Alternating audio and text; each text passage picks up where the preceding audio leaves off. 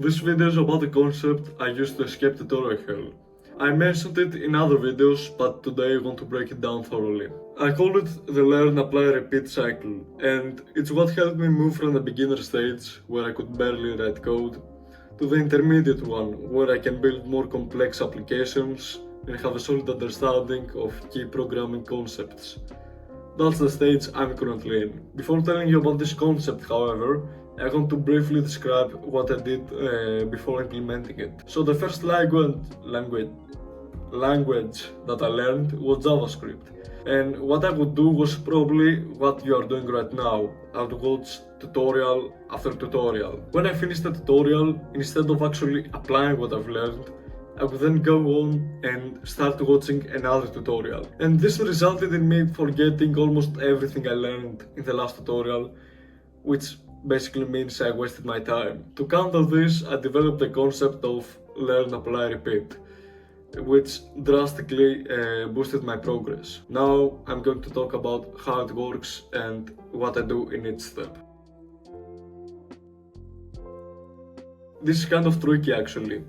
The first part of this progress process, let's call it, is to actually get the knowledge from somewhere. A tutorial or a course can be perfect for this. Now you may be asking, aren't we supposed to be limiting tutorials?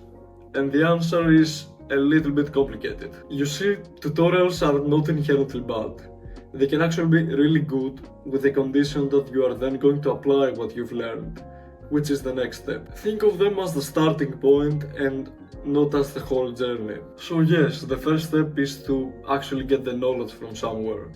Otherwise you don't have anything to apply. But yeah, you must be incredibly careful not to fall in a tutorial cycle again, especially if you're a beginner, because you're more prone to this. Here's a way to think about it. When you watch a tutorial, you load that knowledge into your brain's RAM.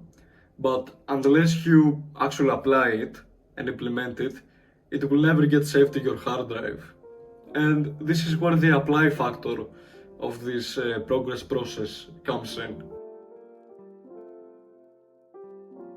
So this is the part that I'm going to spend the most time in, because this is the part that is going to make the difference between endlessly watching tutorials and actually making real progress. So now you have finished a tutorial or a course and you have a decent understanding of the concept it goes about. But to actually make progress, you don't just want a decent understanding, you want a great understanding. To achieve this, you actually need to sit down, open your editor, and start coding using what you already know. Applying what you've learned will make the difference between staying in tutorial hell and actually making real progress. So let me give you an example. Last August I learned about the Python library called tkinter, which is basically used to create graphical user interfaces, in case you didn't know. I watched some tutorials and bought an entire course about this on Udemy. But I didn't stop there. I actually went on and built actual projects with it, starting with a simple Morse code translator. Not a massive project, but enough to make me apply what I have just learned. This is the key. If you don't sit down and apply what you've learned and experience it firsthand, you won't be able to learn. And as a result, you will make literally zero progress. If you are learning, let's say, about APIs, you can just go on and create a weather app that gives you weather data from your city. And I know it sounds really small and insignificant, but if you don't implement what you've learned from the tutorial, you won't understand it. You want a way to apply what you've learned. Otherwise, the knowledge never sticks. There's another bonus mindset that helped me improve as a developer.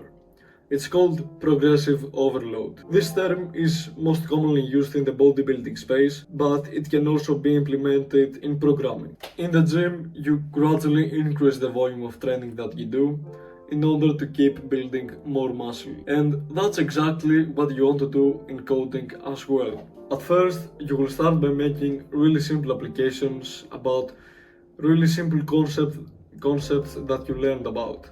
Once you get a really good grasp of these really simple ones, and you can implement them with ease, start learning something a little bit more complex. Then go ahead and build a project that is a little bit more challenging or a little bit bigger. What you want is to constantly be at your edge, because that's how you make progress. It's like school, where you start with something very simple, and by the end of the year, you end up learning something very complex. This progressive challenge forces you to adapt and grow, and over time, it transforms you into a more capable and confident developer. So that's what I did to over time improve as a coder and get from the beginner stage to the intermediate one. Let's go over what we talked about. Most beginners can't make progress and are stuck in an endless loop of tutorials because they don't actually implement what they are learning about. However, tutorials are not inherently bad. Use them as a starting point in your learning journey.